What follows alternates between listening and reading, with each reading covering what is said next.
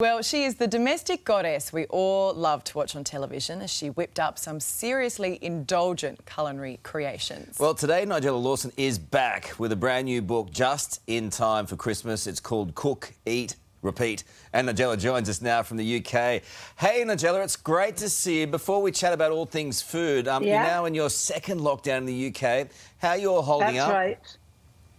Well, yeah, actually, I feel I've virtually been in lockdown the whole time. Yeah. But it's, you know, it's safer to do that. And luckily I've got a roof over my head. So I feel fortunate. But it has been tough. I know for you in the first lockdown that you didn't leave the house once.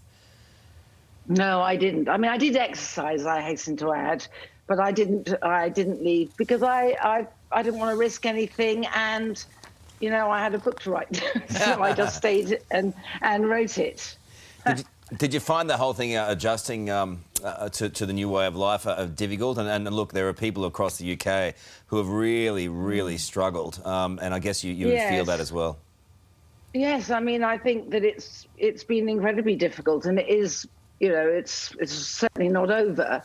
You know, I felt lucky because, as I said, I've got a roof over my head and I have work, and that's really not been the case for so many. Of all the people I know who are happy just to sit at home, writing, reading, cooking and eating, I have to say I come pretty high on that list. So I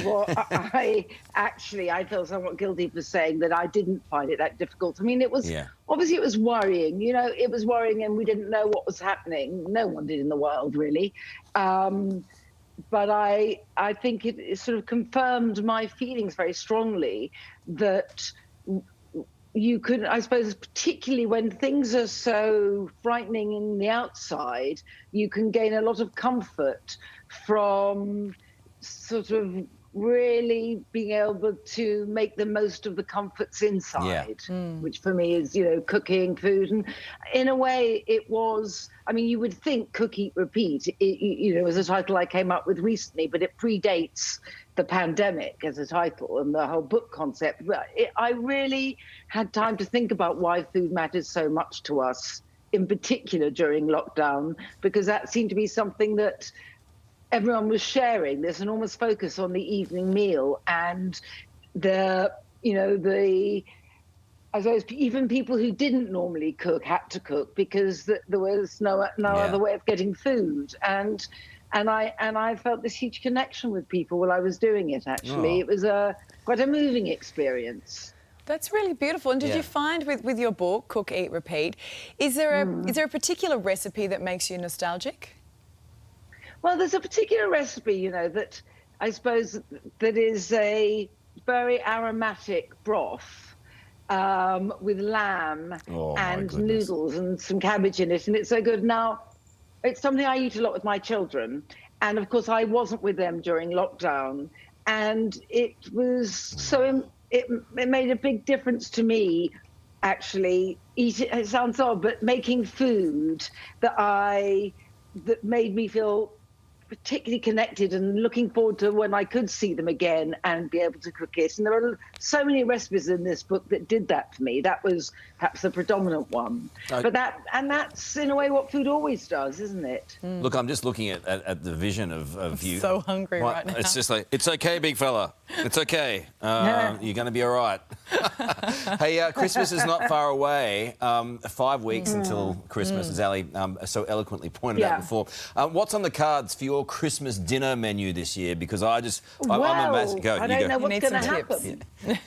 No, but, you know, I don't know here. I mean, you know, I suspect I'll have a very small-scale Christmas. So it may be the first year that I can remember that I don't have a turkey. But got a very lovely roast pork joint, a kind of Norwegian ribs, which I am thinking of. And I think I'm going to, actually, a couple of things which would do brilliantly in your climate.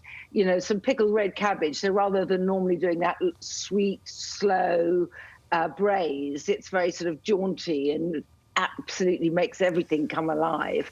And a Scandinavian cucumber salad, actually, that my grandmother used to make, and that I like you know, in a way, it's so lovely being connected to past generations as well. So, and of course, I shall be making, even if there are only 4 of us to eat it, you know, presumably we will be allowed to see people then. I don't know. I will be making a vast rhubarb and custard trifle. Stop it. Our bellies are expanding just thinking about it. Well, I think that's all of us. Hey, if we don't get the opportunity to say to you, we will say it now, Merry Christmas and all the very best to you and your family for what is to come this year and also next. Thanks for your time today. And we're thinking of all of you over in the UK. It's a fabulous read, that, and the pork recipe. I mean, that's my favourite is the pork roast with the crackle and everything, and just not eating the pork meat, just eating whacking the crackle in a white bread roll with applesauce and gravy. Oh, I don't know if it needs anything, does it? And I bet you don't share, do you? No way. No, I'd hate to have you around for my house. I'm 100% a picker during the cooking process. Yeah. So it comes out, there's no crackle left. Oh, you would not survive. You would not make it to 2 o'clock in the afternoon at our household if you did that.